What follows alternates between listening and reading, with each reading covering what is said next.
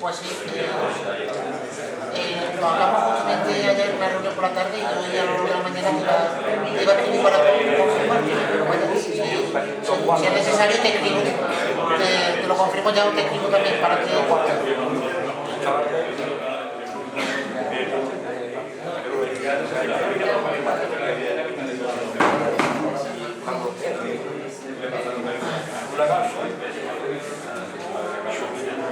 Sí, sí, pues no viene bien.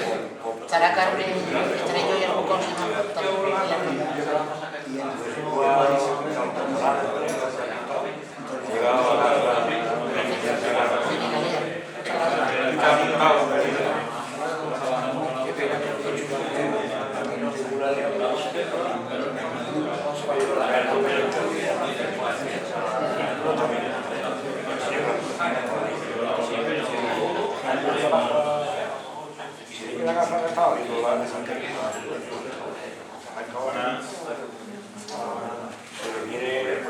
le viene la gafa para el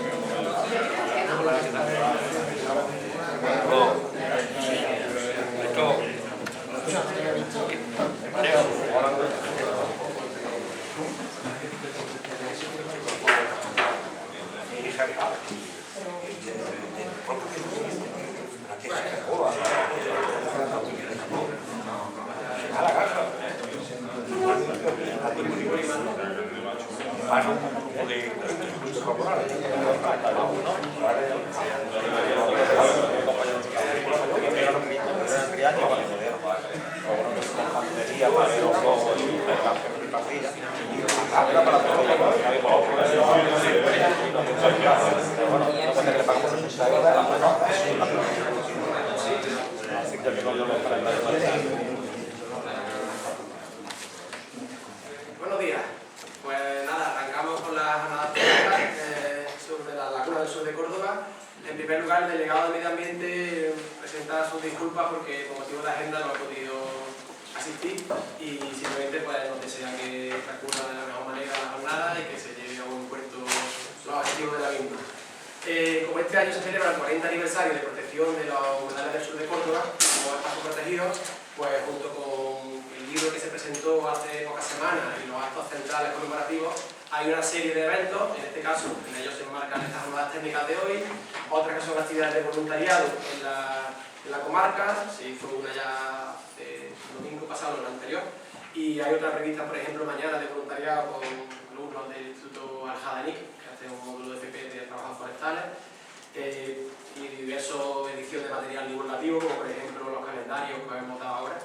Pero bueno, a lo que nos atañe hoy es a intentar abordar, aunque habría muchos contenidos que tratar, pero específicamente algunos de los que hemos reseñado como más interesantes durante el día de hoy, tener aquí el programa, se centran en los que vamos a ir viendo. Hoy colaboran con nosotros por parte de otras entidades, Confederación Hidrográfica del Guadalquivir, la Universidad de Huelva, la Universidad de Jaén, también de la Delegación de Medio Ambiente de Córdoba y del IFAPA de Granada.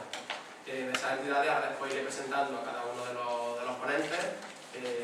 Simplemente, como habéis visto el formato, procura que las charlas sean ágiles, ¿vale? Entonces, en vez de dar, hay muchas cosas que contar, pero en vez de dar charlas o ponencias de 1 hora cada una, pues sería algo bastante más arduo, más denso. La idea es que cada ponente dispone de 20 minutos. Si quiere sintetizarlo en 15 minutitos y 5 de preguntas, perfecto. Si quiere consumir sus 20 minutillos explicando la ponencia, pues a lo mejor nos quedamos más justos para que reciba el feedback justo al terminar. Yo no tengo prisa, que quien quiera al final de la mañana se quiere quedar más rato, pues también. Pero la idea es que todos nos ajustemos por lo menos a ese diseño de horario y con 20 minutos por ponencia sea suficiente, ¿vale? Vamos a pasar una lista, aparte de la petición que hice en su día por correo electrónico, aquí también para que nos pongáis el DNI, sobre todo de cara a quien desee tener después un certificado de asistencia a la jornada, en las cuales pondremos pues, la hora que sea, el horario que se ha realizado, por si es válido cualquier mérito o cualquier cosa que cada uno quiera. Los ponentes igualmente, quien desee, pues se le permite llevar otro certificado, así que ahí lo vais a tener.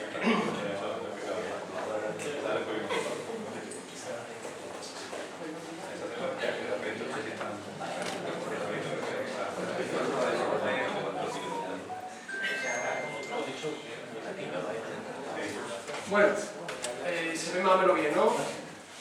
Vale, y se escucha sin problema. Hay micrófono, pero creo que no será necesario.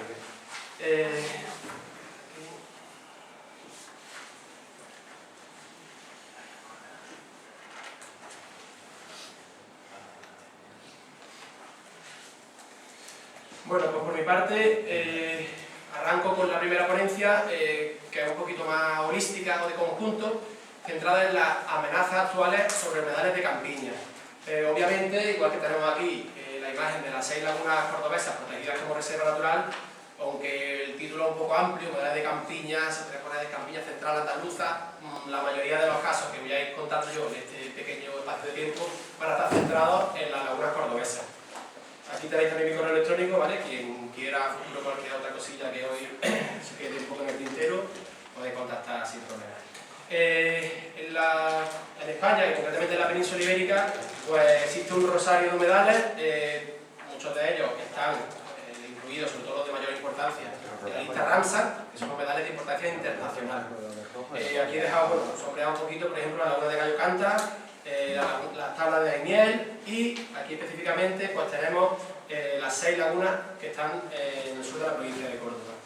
Se integran igualmente en la red de espacios naturales protegidos, que dentro de las competencias que están transferidas a las comunidades autónomas, pues Andalucía tiene distintas figuras de protección, como es lógico, 3 parques nacionales, 24 parques naturales, 28 reservas naturales y otro rosario de otras tipologías que son, por ejemplo, los parques periurbanos, reservas naturales concertadas, e incluso otras figuras de protección como las ZEC, Zona Especial de Conservación, y la CEPA, Zona Especial de Protección de Aves.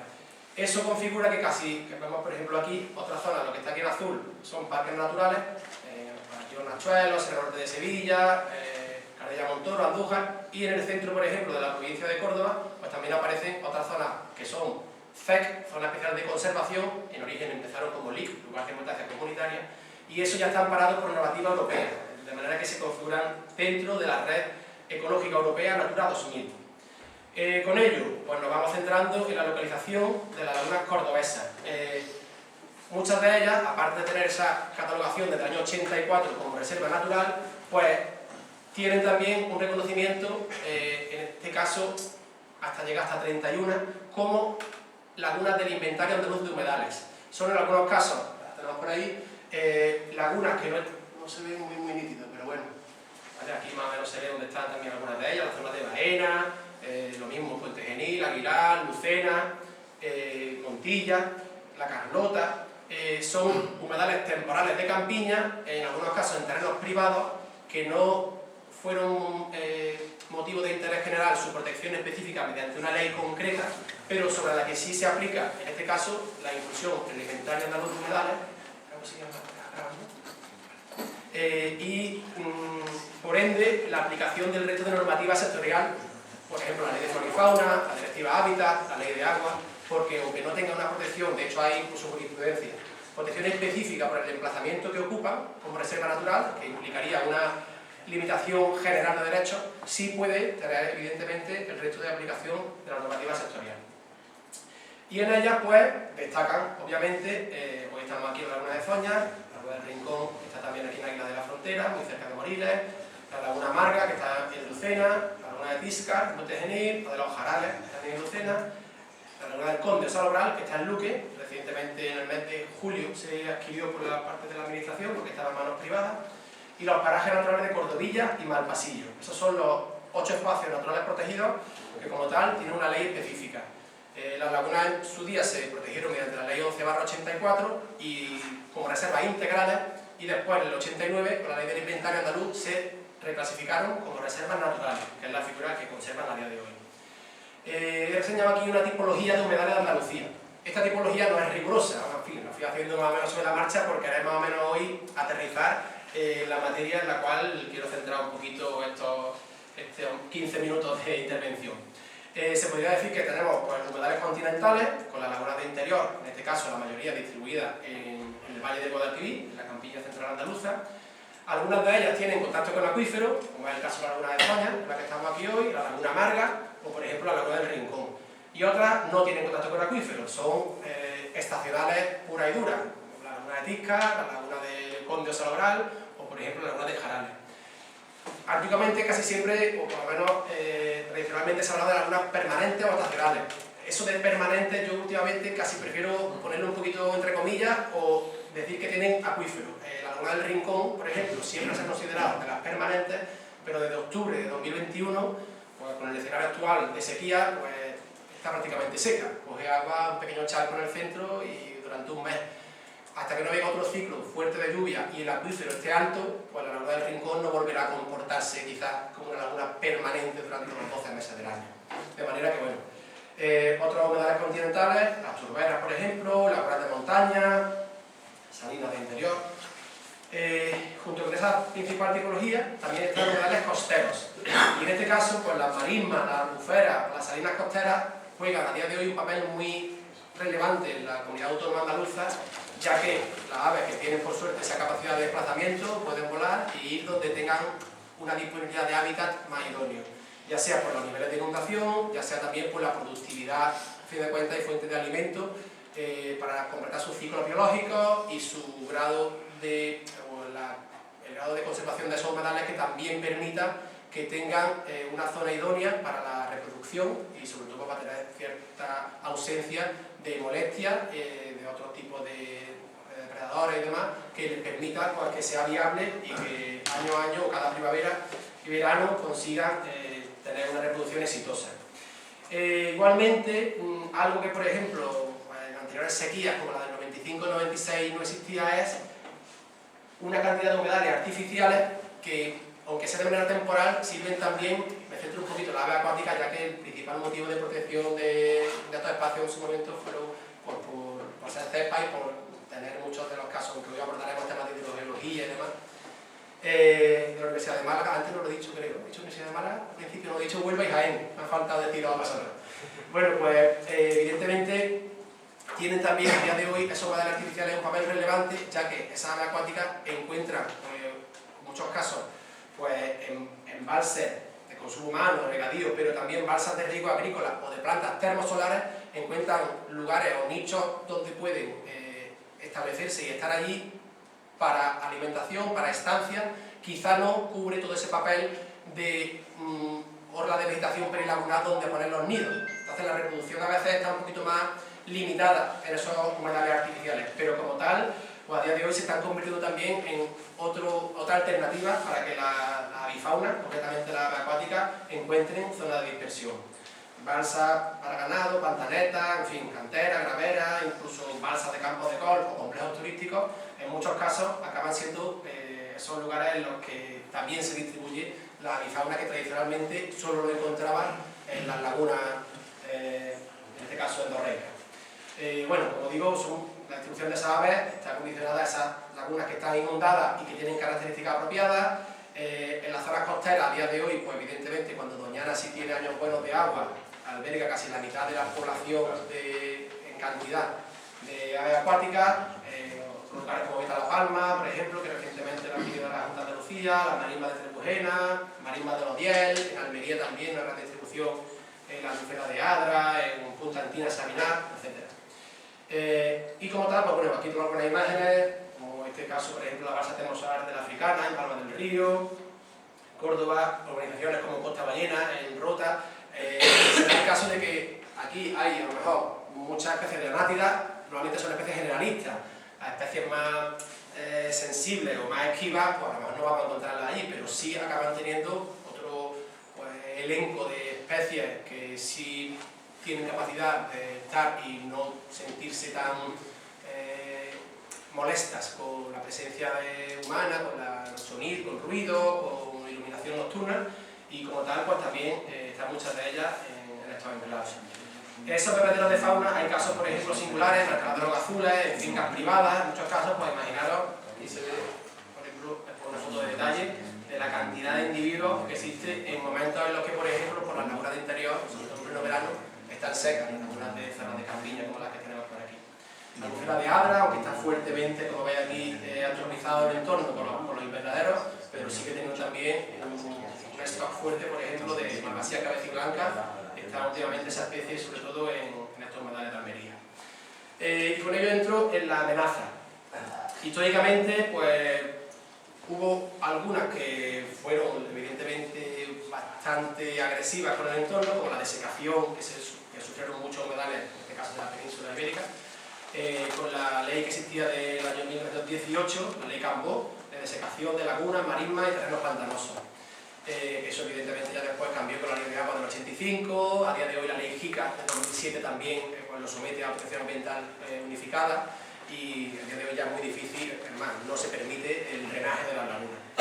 También antiguamente otro de los factores de mayor amenaza era la caza, en este caso por ejemplo en Zoña, incluso 2 años antes de protegerse, en el Real Decreto se declaró como refugio nacional de caza, para preservar por esas especies que estaban en peligro de extinción. Históricamente también la contaminación, productos fitosanitarios, la falta de protección urbanística,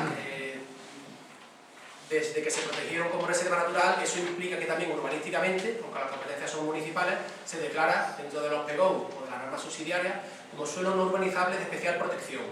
Como tal, entonces no se permiten hacer nuevas edificaciones. Las antiguas sí preservan sus derechos, si tienen derecho de escritura, evidentemente, y como tal se puede reformar o rehabilitar, pero sin ampliar nuevas superficies, sino manteniendo lo que ya tenían por derechos preexistentes. Antiguamente también había mucha transformación de hábitat con actividades molestas como canteras o desmontes para desarrollo de vegetación y puesta en cultivo, que ha sucedido mucho en esta zona también, que por ser los suelos bastante fértiles, pues la mayoría de la vegetación esclerófila típica mediterránea pues, ha desaparecido del entorno, ya no solo en las últimas décadas, sino casi en los últimos 100 años, por ejemplo, pues se puede, aunque las fotos del vuelo americano del año 56, para poderlo evaluar claramente, pero la mayoría de estas zonas de campiña central andaluza, pues la vegetación autóctona mediterránea prácticamente ha desaparecido, salvo algunos retazos inaccesibles o zonas pedregosas. El abastecimiento de agua muchas veces también era otro motivo por el cual se detraía el agua que irrigaba los humedales, baños, paseos, por ejemplo, todas estas imágenes son de aquí de la provincia. Esto es una embarcación aquí en Zoña, esto es un drenaje en la Laguna Dulce, estos son quemas que sucedían aquí en los peñaverales y los carrizales de aquí al Exo a Zoña, esto es una extracción de cantera en la Laguna Amarga, y otras amenazas, pues episodios de plumbismo o de botulismo. Ahora también la ley 7/2007 prohíbe el uso de munición de plomo dentro de la Red Natura 2000, entonces pues se va minimizando, y también el control de incendios, pues se van minimizando estas amenazas.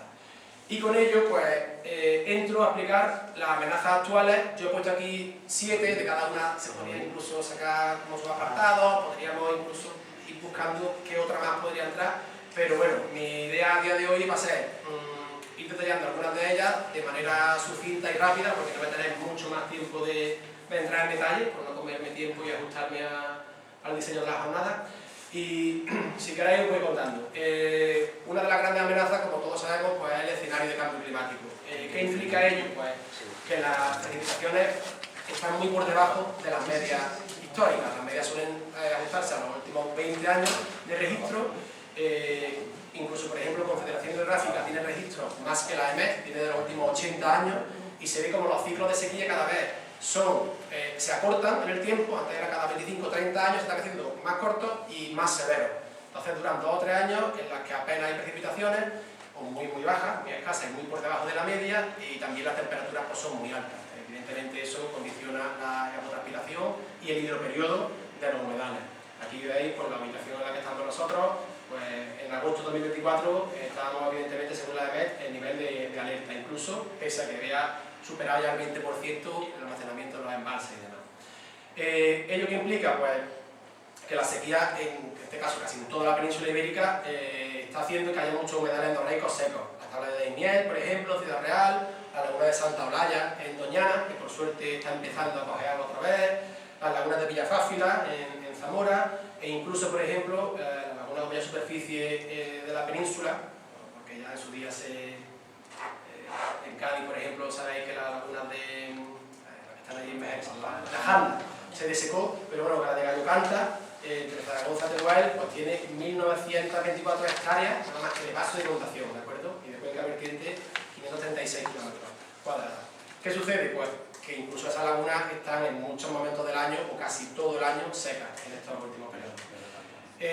Por ejemplo, precipitaciones a escala andaluza en Doñana, como veis aquí, los últimos 6 años pues están muy por debajo de la media. La media son 524 litros, pues no es que diga hay un año malo, un año seco, es que son 5 años seguidos muy por debajo de las medias. Y también de qué manera llueve. Aquí vemos, estos son los 12 meses del año, pues ha llovido preferentemente, por ejemplo, en los meses de febrero y marzo. Es decir, que normalmente con los veranos tan rigurosos, cuando llega la invernada, pues los humedales están secos. Las marismas de Doñana, por ejemplo, están secas, que suelen albergar en momentos, años buenos, pues como digo, en la mayoría de la reproducción, por ejemplo, de los individuos y la invernada.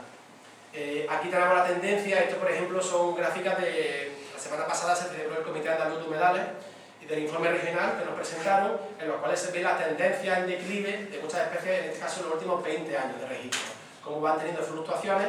La cerceta pardilla se está teniendo ahora un live en el que se está también haciendo suelta y cría de los mismos, pero por ejemplo con otras especies como la malvasilla o la focha moruna, especies que están en peligro de extinción, están teniendo ciclos en los que evidentemente están muy condicionadas por la inundación, el nivel de inundación de los humedales. En el caso concreto de la laguna del sur de Córdoba, como veis aquí, los 4 últimos años estamos también muy por debajo de las medias de precipitaciones. Esto está en las memorias anuales que tenemos. Hemos traído, por si alguien quiere, las que se presentan siempre en el patronato, que es el órgano colegiado, a 2023, quien quiera echar un vistacillo, bueno, al caso, si queréis echar un vistazo general, pues nos detallan como, por ejemplo, en los 12 últimos años, pues ha habido, evidentemente, últimas fluctuaciones. Desde 2018 no se está por encima de los valores medios. ¿Eso qué implica? Pues que hay muchas lagunas, como es el caso de la laguna de Zoya, la que estamos aquí hoy, que se ha ido secando, y la parte, por ejemplo, que pega más al oeste, hacia la laguna del General, pues evidentemente perdió, aquí nuevo nivel de inundación, pues esto está seco. La laguna amarga en Lucena, pues de niveles óptimos, por lo menos que llega hasta la orla de vegetación perilagunar, pues prácticamente en este caso va bajando mucho más, ese cinturón de vegetación se queda descolgado respecto a la lámina de agua. Esto es la laguna del Rincón, como digo, pues prácticamente desde octubre de 2021, niveles ínfimos, el acuífero también está muy bajo, por escasa precipitación y porque no hay recarga subterránea. Y esto es la laguna de Santiago, que está también junto a la laguna del Rincón, ¿vale? Ello, pues en este caso, pues, respecto a la cuenca vertiente superficial, pero hace también, por eso pongo la amenaza número 2, la baja recarga de los acuíferos impida que los humedales llamados permanentes estén ahora mismo en un buen estado de inundación. Aquí tenemos, no quiero tampoco centrarme demasiado, pero toda la cuenca vertiente, que en algunos casos está incluso por fuera de la zona protegida de la reserva natural, pues en ello la competencia, en este caso en materia de extracción, acuíferos y demás, desde Confederación Hidrográfica, nosotros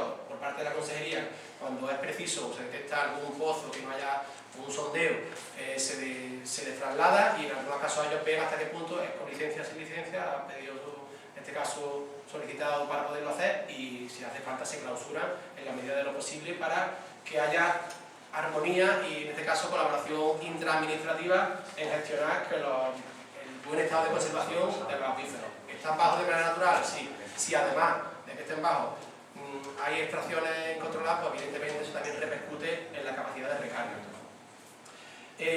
A nivel normativo, junto con, como digo, los 500 metros específicos, que son las zonas de protección que se declaró como tal en el año 84 por ley, nosotros hemos, por parte de la Delegación Territorial, hemos trasladado varias veces a nuestra Dirección General la necesidad o la importancia de poder ampliar los límites del espacio natural protegido.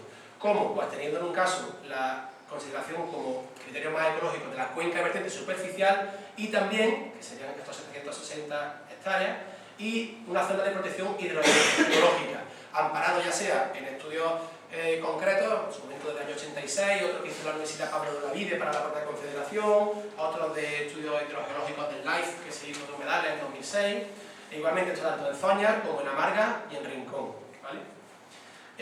Tercera de las amenazas que he querido reseñar hoy, pues el cambio en la funcionalidad de la vegetación. ¿Por qué? Pues porque muchas de esas lagunas estacionales, que es obvio que en clima mediterráneo tienen varios meses, el hidroperiodo condiciona que varios meses estén secas, pues puede el lecho de inundación tener vegetación como la moricambia o rumex, que son especies más bien herbáceas, que después cuando vuelve a llover, vuelven otra vez a tener el nivel de inundación óptimo y a ver una productividad biológica de fitoplancton, zooplancton, etc. Pero últimamente se están metiendo bastante los tamarix. ¿Qué sucede? Esos parajes en muchos casos tienen capacidad de tener porte leñoso y como tal acaba en muchas circunstancias, en muchos humedales temporales de campiña con un bajo hidroperiodo, pues condicionando mucho que cuando vuelva a llover consiga otra vez que las aves acuáticas lo colonicen, porque realmente se acaban convirtiendo más. Es verdad que podría ser motivo de debate a veces con botánicos de la sucesión ecológica o el clima, cuál sería el estado óptimo.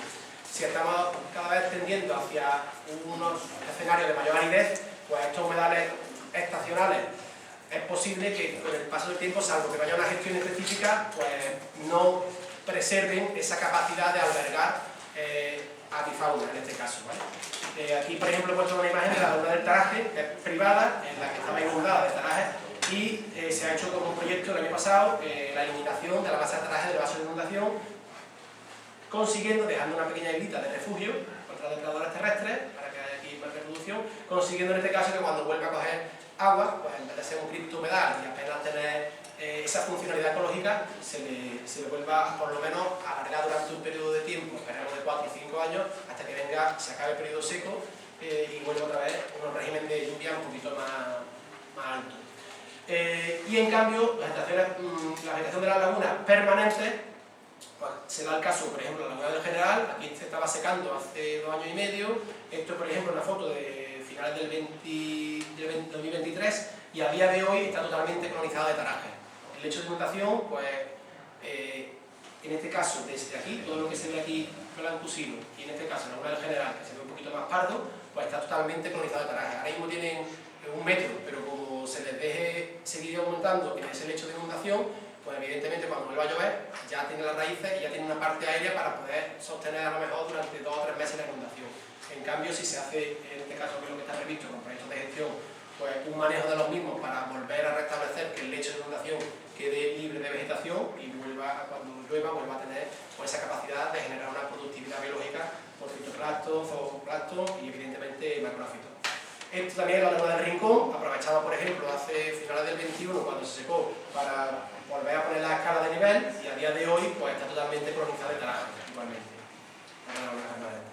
El cuarto de las amenazas sería el aumento de la aclimatación, en este caso hay una de las charlas específicas que dará Gemma Guzmán, que viene del IFAM de Granada, en lo cual en la zona de Campiña los niveles de erosión son altos de por sí, pero además con la acción antrópica pues mayor todavía en estos casos de tierra de cultivo, en las que se dejan muchas veces los olivares a suelo desnudo, están en pendiente y si no hay cubierta vegetal, obviamente cuando las lluvias caen de manera torrencial, si aquí la media está en torno a 500 litros por metro cuadrado al año, Si llueven 2 o 3 episodios muy fuertes, pues evidentemente esos arrastres del suelo desnudo acaban formatando y haciendo que las lagunas acorten su periodo de vida útil. Este es el caso de la laguna de Jarata, en Montilla, que era un descansadero agropecuario totalmente colmatado, no está protegida por ley, pero sí se pudo hacer un proyecto de restauración hidrológica ambiental, que finalizó en febrero de este año, en la cual pues, se volvió a restablecer una batimetría de la misma y evidentemente con las lluvias de este año de abril-mayo pues hemos cogido estos niveles que tenemos aquí de inundación. Eutrofización. Por ejemplo, el caso de la Laguna Marga en Lucena, pues tenemos aquí una foto con niveles máximos, otra en la que se ve ya que empieza a quedar descolgada el nivel de agua respecto a la vegetación persistente de tarajes viejos, como quien dice, y aunque la vegetación va bajando, también sucede, la vegetación de orilla, que en superficie, como veis, pues van apareciendo algas, en este caso porque apenas llegó a tener 1 metro de profundidad. De los 4 o 5 metros máximos que puede tener, pues cuando va bajando tanto el nivel de capacidad de almacenamiento de agua, porque no hay recarga apenas del acuífero y también llueve muy poco, pues aparecen estos episodios de eutrofización. Y voy entrando ya a las 2 últimas amenazas, que serían las perturbaciones antrópicas. Evidentemente el uso del territorio, aquí es una imagen, esta por ejemplo, en la que había un drenaje anterior a la Laguna Dulce, de Lucena, la Laguna Dulce y Amarga, pues había un drenaje preexistente hasta que ya se compró con un LIFE en 2006 esta laguna y se fue sellando el drenaje existente, que sí era previo a la ley de agua y como tal en su momento fue legal. Obviamente otras perturbaciones, pues antiguamente pasaba la carretera nacional muy cerca, por aquí, por la puerta de donde estamos a día de hoy, se consiguió hacerla que tuviese más distancia respecto a la Reserva Natural de Zoña. La vía férrea, pues sí sigue estando, en este caso pasando porque estaba del año finales de 1890 o algo así. Igualmente, pues, aunque solo no esta protección, pues las edificaciones preexistentes del entorno, pues podemos ver aquí cómo perduran y no tienen un alto grado de perturbación, pero como tal sigue teniendo también una ocupación de la misma. Aquí, esta es la ortofoto del 56, se puede ver cómo antiguamente, entonces está protegida por supuesto, hubo niveles en los que también se secaba, como a día de hoy, fijaros aquí que tiene más o menos la misma configuración, en la que la laguna en general tiene parte con vegetación que estaba creciendo en el lecho y otras que le daban cruce de gradas y no permitían que se mantuviese. Y la última de las que he anotado como amenazas actuales, pues perturbaciones, en este caso, por aparición de especies exóticas invasoras, en algunos casos pues, puede ser incluso por desconocimiento de algunas de las personas que, como bien se sabe, pues sueltan galápagos de Florida o carpín dorado, que es una de las especies que desde finales de 2018 se detectó otra vez la presencia aquí en la laguna de Zoña. Es una especie sobre, bueno, podemos hablar mucho de ella, pero hay un cierto comportamiento a veces en orilla, esto por ejemplo soy yo y en la foto, la sombra es mía, o sea, que aguantan incluso que estés cerca de ellas cuando se aproximan mucho en determinadas épocas del año, no siempre, es muy dinámico, no siempre tiene el mismo comportamiento, porque a veces van por zonas oxigenadas de agua, otras veces van detrás de los pejerreyes para alimentación, otras veces por temperaturas altas para termorregular, otras por desove. En fin, lo que se ha hecho con ellos es un programa de despesque y viene una empresa de Lebrija, que ya venía en los años 80, 90, que están haciendo despesque en su día con redes fijas. A día de hoy lo más eficaz está siendo hacer pesca pues, con arrastre, ¿vale? ¿De acuerdo? Y se van cogiendo ejemplares para minimizar a medida de lo posible la repercusión que cause esta especie exótica. Igualmente, la presencia de jabalí son depredadores terrestres, pues como tal, aquí se ve también con cámaras trampa, cámaras nocturnas, pues que están en orilla día a día y eso evidentemente pues está afectando a la reproducción, sobre todo en época de primavera-verano.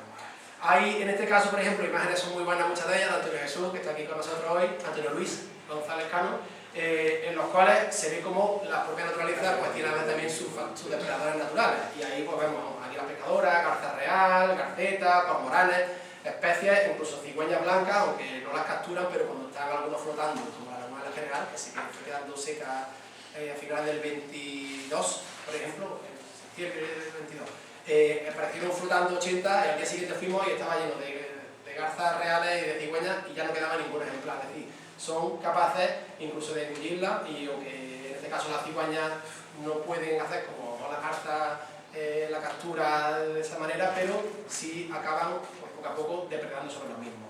Y finalizo, aparte de explicar todas esas amenazas, con 2 diapositivas de los proyectos que estamos en ejecución actuando actualmente por parte de la Consejería de Medio Ambiente. Algunos de ellos son sobre los terrenos de fincas públicas para la calidad de biodiversidad en el entorno más inmediato que se fueron adquiriendo esas propiedades. Eran antiguas fincas de olivar o de viñedo, en las cuales se está haciendo sobre todo en este caso una mejora de la vegetación autóctona mediterránea. Y también en algunos de los jarales retirando ese taraje, por ejemplo, del vaso de inundación que está limitando esa funcionalidad ecológica, sobre todo orientada a la presencia de avifauna, de aves acuáticas. Y también otro que está pendiente de resolverse la adjudicación de una de las empresas, en este caso centrado en la mejora de hábitats de humedales, para el control de especies de plantas invasoras, para la mejora de la resiliencia de ecosistemas lagunares, mejora sobre esos hábitats de aves acuáticas y de macrófitos. En este caso son la laguna Dulce, Amarga, la de Santiago, el Rincón y la laguna de Zoña. Igualmente, ahora está en fase previa de redacción otro proyecto de la fase 2, pero centrada ya en humedales sobre la laguna del Salobral, que es la que se ha adquirido en julio, que como tiene el europeo, tiene también que tener un plan de restauración asociado, la laguna de Tiscar, Zoña, Amarga, Dulce y Rincón. Y por último, pues hay un live de humedales, que en este caso lo coordina el Ministerio, en el que la provincia de Córdoba pues, también ha entrado para centrarse en problemas de control de la erosión y de especies exóticas invasoras. Con esto, creo que he hecho los 20 minutos, no sé si queda mucho tiempo de alguna preguntilla suelta. He ido a lo mejor muy gráfico y rápido. Comentarte un poquito de, cuando has comentado del tema del cambio climático y demás, como el tema de que hay zonas que se han quedado más secas, otras zonas menos secas, has comentado por ejemplo Gallo Canta. En el caso de estos años de sequía que hemos tenido aquí, que aquí muchos humedales han estado secos, incluso en Castilla-La Mancha en buenas partes también han estado secas, sin embargo Gallo Canta ha tenido agua todos estos años mucho más de lo normal, porque normalmente cuando los frentes oceánicos, digamos, entran, toda la zona occidental tiene mucha más agua. Sin embargo, cuando pasa al contrario, la zona oriental acumula más agua. Entonces, por ejemplo, Gallo Canta estos años ha estado espectacular de aves acuáticas criando, espectacular. Entre otras lagunas. Criando en Gallo Canta. En septiembre del 23 estaba seca. Sí, pero ha sido el único año el único verano que se ha secado. Ahora ya tiene agua otra vez. Ahora ya está otra vez llena de agua. Además, este año ha llovido un montón por allí y está terrible. Han estado quedando los flamencos, por ejemplo, allí. Y luego muchos embalses del Tajo Segura, del trasvase, actúan ahí como zonas de reproducción importantes también para las aves. En esta fecha en concreto, en esta época en la que tenemos sequía, son zonas muy buenas. Lo digo porque muchas veces ese desplazamiento de aves de zonas occidentales a zonas orientales en estos años sucede. Sí. Igualmente, por ejemplo, en el de flamenco, los años que ha estado seco, por ejemplo, Fuente Piedra, en Ría Formosa, en Algarve, también han criado flamencos, que no era una zona... Suelen dispersarse, es que la península ibérica actúa un poquito como un conjunto, que tenerlo siempre en cuenta. Bueno, pues, por mi parte, si os parece, la segunda ponencia, creo que era Emma, ¿no? Sí. PowerPoint, ¿no? Sí, por favor.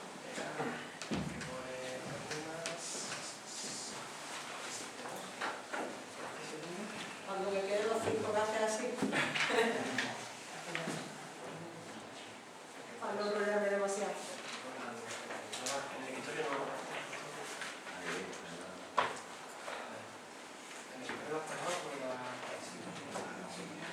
No creo que estaba ahí donde tenía el equipo. Sí, eso.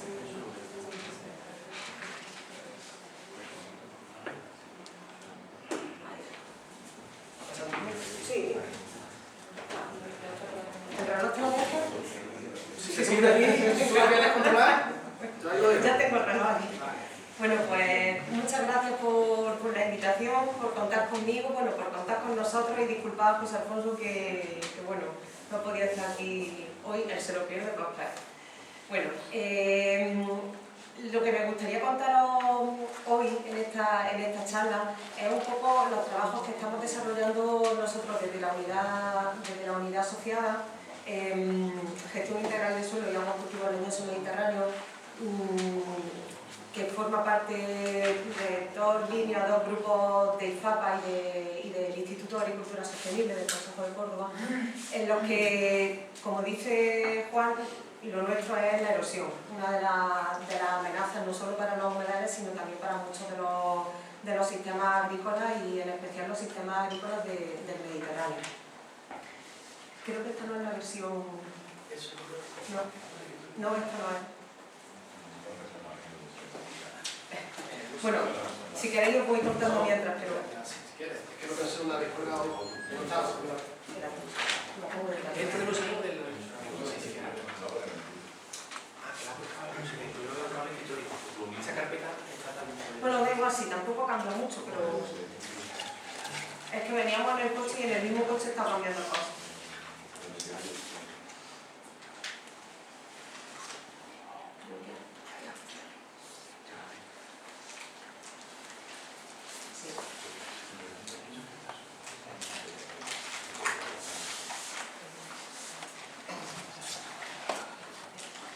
Bueno, lo que os comentaba, en los sistemas agrícolas y en los sistemas agrícolas del Mediterráneo pues existen muchas amenazas causadas por ellos y además que le afectan a ellos.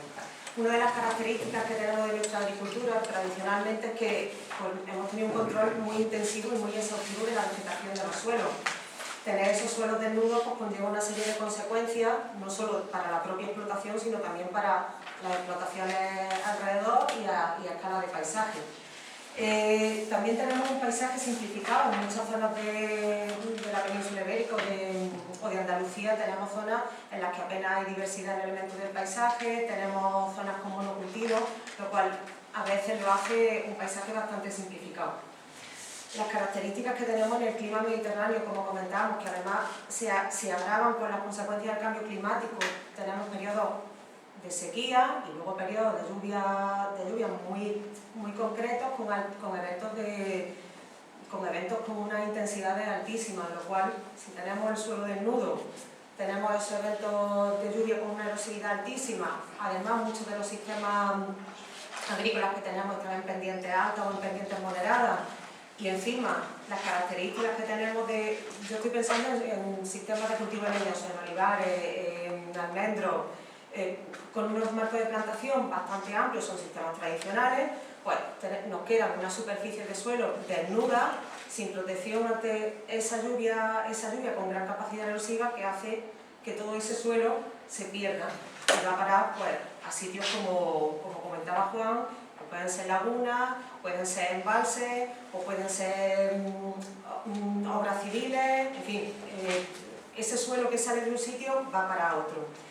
Es una erosión acelerada que se ve acrecentada, se ve agravada pues, por prácticas o manejos que no son tan sostenibles como deberían de ser. ¿Qué alternativa se presenta ante paisajes como este o ante situaciones como esta de suelo desnudo? Pues bueno, en eso trabajamos un poco en la unidad social. Pues técnicas o manejos que sean lo más sostenibles posible, pero que además no supongan una reducción o una merma en la productividad del sistema agrícola. Entonces, a través de algunos ejemplos, de algunos ensayos, algunas experiencias que tenemos en la campiña, pues voy a contar lo que hemos hecho y algunas de las cosas, algunos de los resultados pues, que hemos alcanzado. Uno de los puntos fuertes del grupo pues, son las cubiertas vegetales. Pero bueno, también es verdad que muchos de los trabajos que hay de cubiertas vegetales vienen o están desarrollados en suelos que son relativamente buenos y en suelos o en condiciones climáticas que no son las más desfavorables. Pero no siempre sucede eso, ni siempre es así. Hay otras zonas porque los suelos están bastante degradados, el banco de semillas está bastante degradado, frío, un calor, en fin, que no es tan sencillo como decir un agricultor hay que proteger el suelo, deja crecer la vegetación. Bueno, pues una de las líneas que tenemos, de los ensayos que intentamos llevar adelante, son ensayos con especies que estén adaptadas a las variedades, a las condiciones locales. O sea, probamos diferentes variedades, las tradicionales que se utilizan como cubiertas, pero además intentamos buscar otras variedades que sean autóctonas, que sean rurales, que se adapten bien a las condiciones adversas, pero que tradicionalmente no se han utilizado como cubierta vegetal, teniendo en cuenta que una cubierta vegetal nunca va a ser un segundo cultivo, es una cubierta vegetal. Bueno, pues combinando esa experimentación en condiciones controladas, siguiendo la fenología de esas especies en diferentes condiciones, en diferentes localizaciones y condiciones climáticas y con ejercicio de modelización, pues por ejemplo ahí tenéis el mapa de maduración de la especie Bromus Brown-Ruben, que es una gramínea, se utiliza mucho para el control de la erosión. Y lo que veis en esa figura, la graduación de colores desde el día 1 de enero, diferencia en fecha de maduración. Entonces, colores más oscuros es que esa especie madura más tarde en esos sitios y colores más claros, más verdes, más temprano. O sea que fijaros que dentro de la misma Andalucía hay unas variaciones enormes en cuanto a fecha de maduración, que como veremos es un aspecto fundamental para que un agricultor luego no tenga pérdida en la producción, que es la fecha de control de esa cubierta. Como os decía, la táctica que hay o la estrategia que tiene el agricultor en nuestras condiciones con respecto a las cubiertas vegetales es tener cubiertas vegetales temporales. Es decir, que tú procuras que tu cubierta emerja en los meses en los que más o menos se presupone que va a tener agua, que va a llover, pero que cuando llegan las posibles fechas de competencia con el cultivo por el agua, pues tú controlas esa cubierta, o bien la siegas, o bien la eliminas, para intentar aminorar o intentar evitar las posibles pérdidas que puedas tener en producción debido a la competencia por agua entre cultivo y cubierta. Porque no siempre es tan evidente, no siempre es tan evidente. Y como os decía, la fecha de control es fundamental. Otro de los relacionados con cubiertas vegetales, otro de la línea de trabajo que tenemos en diferentes sitios de la campiña, pues son ensayos de erosión. Los ensayos de erosión pues, viene siendo que establecemos una serie de parciales experimentales, preferiblemente siempre a largo plazo, no nos podemos quedar con la experiencia a medio y corto plazo, siempre a largo plazo, en los que probamos diferentes manejos de suelo desnudo, manejos con cubierta, con otro tipo de cubierta, y recogemos cuánto suelo se pierde y cuánta escorrentía se produce en cada uno de esos manejos. Bueno, pues es bastante evidente, aunque con salvedades y dependiendo del evento de lluvia y dependiendo de muchos factores, pero en términos generales, si miramos los datos acumulados, es verdad que las cubiertas vegetales son una herramienta bastante buena reduciendo la escorrentía. Puede llegar a reducir la escorrentía en torno a un 30 o un 40% en algunos casos, pero esas reducciones son incluso mayores si hablamos de pérdidas de suelo. Si comparamos suelo desnudo con suelo cubierto, el efecto de las cubiertas es bastante más notable y bastante más efectivo. Más cosas o más aspectos que nos interesan o que evaluamos de las cubiertas vegetales. Pues esto, por ejemplo, fue un estudio que hicimos por aquí, por esta zona hace unos años, en la que, en colaboración con diferentes viticultores, pues comparábamos no solo lo que cada uno entendía por cubierta vegetal o por suelo desnudo, porque luego todos sabéis que no todo es blanco o es negro y que hay un montón de rangos intermedios en los que hay una cubierta que es sembrada, una cubierta que es espontánea, un manejo de suelo desnudo que es más agresivo, otro menos intensivo, en fin. Pues caracterizamos esa tipología de manejo y además veíamos cuál era la evolución de las propiedades físicas, químicas y biológicas de esas diferentes tipologías de viñedos en función no solo del manejo, sino también de la cantidad de biomasa aérea que se produce con cada cubierta vegetal, que también difiere en función de las especies, del porte de las especies. Y en algunos casos en concreto, en algunos de esos viñedos, pues además de ese seguimiento en propiedades físico y químicas y biológicas, pues llevamos bastantes años monitorizando el contenido de humedad a diferentes profundidades del suelo, con cubierta, sin cubierta, porque sí, es verdad, la cubierta compite por el agua con el cultivo, pero ¿cuánto? ¿Cómo? Todos los años lo mismo, de la misma forma, entonces llevamos ese seguimiento y esa monitorización para luego poder tener series temporales lo suficientemente largas para calibrar y para validar modelos que puedan darnos alguna pista de cómo van a ser los escenarios futuros. Concretamente y más relacionado con las lagunas, pues también desde el año 2022 en la Laguna Dulce llevamos molestando varios años sembrando diferentes especies vegetales, de esas que contaba del ensayo de macetas, para ver cómo de fácil es poder implantarlas en suelos que a priori no son los más favorables, suelos que están un poco más degradados, suelos donde las condiciones no son tan positivas ni tenemos tanto control. Bueno, pues en la Laguna Dulce establecimos una serie de parcelitas en 2 zonas, una más degradada, otra un poquito menos degradada, y sembramos esta mezcla de especies, de gramíneas y esta compuesta, y tuvimos pues 2 tratamientos. Vamos a ver si le ayudamos un poquito aplicando un poco de compost y además resembrando periódicamente o no. Y bueno, en el muestreo inicial del 2022, pues sí, se detectan diferencias entre la zona menos degradada y más degradada, por eso se estableció así también. Y bueno, vamos haciendo, cogimos muestras hace poco para volver a analizar esa serie de propiedades físico-químicas que analizamos al principio, y lo que sí hacemos es un seguimiento de la fenología, del crecimiento, de la emergencia, de esa mezcla de semillas que establecimos en 2022, y vamos viendo pues, los porcentajes de cobertura, como veis, no son muy elevados, a pesar de haber tenido resiembra y a pesar de haber añadido algunos tratamientos compost, o sea que lo que os comentaba, no en todas partes ni en todas las condiciones es fácil establecer esas cubiertas, pero bueno, ahí seguimos. Otra segunda línea que tenemos en el grupo pues, es la diversificación del paisaje, y además cómo los elementos del paisaje pues, pueden controlar la erosión y cómo pueden favorecer o ayudar el atraque de sedimentos que se producen en esas erosiones aceleradas. Bueno, pues otro de los trabajos que hicimos hace unos años fue que queríamos ver cuál había sido la evolución del olivar en la campiña, y queríamos ver no solamente cuánta superficie había aumentado, sino que también cómo había cambiado la tipología del olivar. Entonces estuvimos mirando pues, con información que había disponible, con ortofotografías, con información de SIPA, con cuál había sido esa evolución.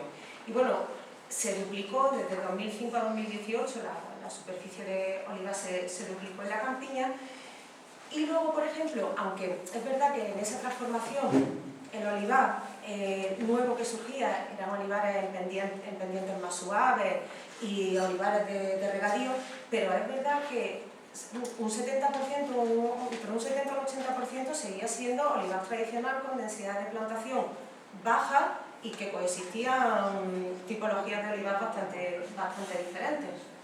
Bueno, pues otra de las cosas que queríamos hacer es ver qué elementos del paisaje, hicimos un pequeño inventario de elementos de paisaje asociados a esos olivares, qué elementos existían y a qué olivares estaban asociados. Bueno, pues clasificamos según la clasificación del Ministerio, lineales, poligonales. Y bueno, dentro de los lineales, por ejemplo, pues también destacar que muchos de esos elementos lineales del paisaje, como pueden ser setos, como pueden ser barreras vegetales, seguían asociados a olivares muy tradicionales, de menor longitud, pero que eran bastante numerosos en ese tipo de olivares. Más cositas que hemos hecho por aquí, por la campiña. Pues por ejemplo, de esos setos asociados a olivares seleccionamos 8. Y de esos 8 hemos hecho un seguimiento un poco más exhaustivo. ¿En qué consiste ese seguimiento? Pues en un análisis de propiedades fuera de los setos, y lo que son las plantaciones de olivares aledañas, y en el interior de los setos, para ver cuánta diferencia hay, si es que había, en propiedades físicas, químicas y biológicas. Esto está ahora analizándose y estamos ahora viendo a ver qué es lo que pasa. Pero aparentemente, sin entrar en mucho detalle, hay diferencias. Todavía hay, según la propiedad, las tendencias van para un lado o van para otro, pero hay diferencias entre ellos. Y además, se caracterizó la vegetación y parámetros de esa vegetación de los setos. Bueno, pues como os comentaba, es curioso que en esos 8 setos, distribuidos en la campiña cordobesa y otros más en el término municipal de Aguilar, se han detectado unos 78-80 especies diferentes, vale, ya corro más, 70, 78 especies vegetales diferentes, 50 o 60 de ellas existentes solamente en uno de los setos. O sea que también nos da idea de por dónde va la biodiversidad. Bueno, hacemos seguimiento también de la humedad de algunos de ellos para ver cómo se atrapa o cómo frenan esas barreras vegetales la erosión. Y de igual forma, como en las cubiertas, también tenemos experiencias con especies leñosas, para ver cómo esas especies pueden servir o cómo se pueden implantar para formar setos y barreras en ambientes agrícolas. Bueno, todo con una orientación para los costes, para que el agricultor pueda saber más o menos en qué rango de precios se maneja. Aquí posiblemente tengamos una de las personas que más sabe de setos, que es Javier Montoliu, que luego podrá aclarar si tenéis alguna duda de ello, pero bueno, simplemente probando distintos manejos, cuál es el más efectivo, cuál es el que más funciona para la implantación de estos setos y cuál es el más barato. Por último, trazadores de sedimento. Los trazadores de sedimento son o productos que se añaden al suelo o propiedades que ese suelo ya tiene y que sirven para identificar tasas de erosión o fuentes de sedimento. Bueno, pues nosotros trabajamos bastante con un trazador de sedimento que es un óxido de hierro magnético, se llama magnetita, y la verdad es que nos da mucho juego porque de una forma muy sencilla nos permite pues, no solo estimar cuánto suelo viene de cada sitio, sino también por dónde se va moviendo el suelo. Identificamos zonas de depósito y zonas de erosión. Igualmente combinamos esto con otros trazadores para hacer seguimiento de microplásticos y cómo esos macroplásticos y cómo esos macroplásticos se redistribuyen por diferentes labores agrícolas. Y uno de los trabajos que también tenemos en la Laguna Dulce también, que aparece en el libro que presentasteis, pues es utilizar el ADN del suelo, la microbiología del suelo, como trazador de sedimentos. ¿Por qué? Pues porque en función del manejo del suelo que tengamos, las comunidades microbianas pues, van a ser distintas. Bueno, pues aprovechando diferencias en los manejos de los alrededores de la Laguna Dulce, pues se tomaron muestras de suelo, muestras en zonas de depósito y se identificaron previa selección o previa identificación de 3 zonas aportadoras diferentes, pues se determinó, con cierta variabilidad, se determinó qué contribución tenía cada una de las fuentes identificadas. Hay muchos aspectos a discutir en este enfoque, como por ejemplo la temporalidad de las comunidades microbianas, pero bueno, la verdad es que es bastante prometedor y da juego. Y por último, contaros que tenemos una serie de herramientas. Todos estos resultados, pues intentarlos trasladar al agricultor. Pues tenemos una serie de herramientas que todas son gratis, todas están libremente disponibles. Una de ellas es la aplicación de seguimiento de cubierta vegetal, Descubierta, que se ha lanzado hace poco. Y mediante índice de vegetación, pues puede hacer una evolución temporal y espacial de la cubierta del sistema cubierta-cultivo que puede tener nuestra finca, y eso pues, nos puede dar una idea de dónde está el crecimiento más desarrollado, dónde menos, si hay una avería en el riego después del desbroce. Bueno, y te da también información del balance de agua en el suelo, de cuáles son los datos de la lluvia acumulada hasta el momento. En diciembre estarán disponibles estas guías de implantación de cubiertas vegetales que con unas poquitas preguntas el agricultor puede identificar su casuística más parecida e intentar ver qué solución o qué situación es la más acondicionable o más parecida a la suya. Y todo esto con información de costes también para que sepa, por lo menos, teniendo en cuenta los ecorregímenes, por dónde puede andar la historia. Por último, otra guía de evaluación de erosión en el olivar, también muy sencilla, muy visual, que tiene una parte de cálculos con sus ecuaciones y sus cosas, y otra de evaluación de síntomas visuales en campo. Ejemplos, fotografías, otro ejemplo en Cárcava para que cuando un agricultor contacte con una empresa sepa cuál puede ser la opción más o menos optimizada en cuanto a costes, y todo esto basado en trabajos que hemos hecho de restauración de Cárcava en zona de la Campiña, Y nada más, muchísimas gracias por vuestra atención y cualquier cosilla podéis tener mi correo. Ya está. ¿Una pregunta? ¿Te copio la presentación ahí? Vale, pues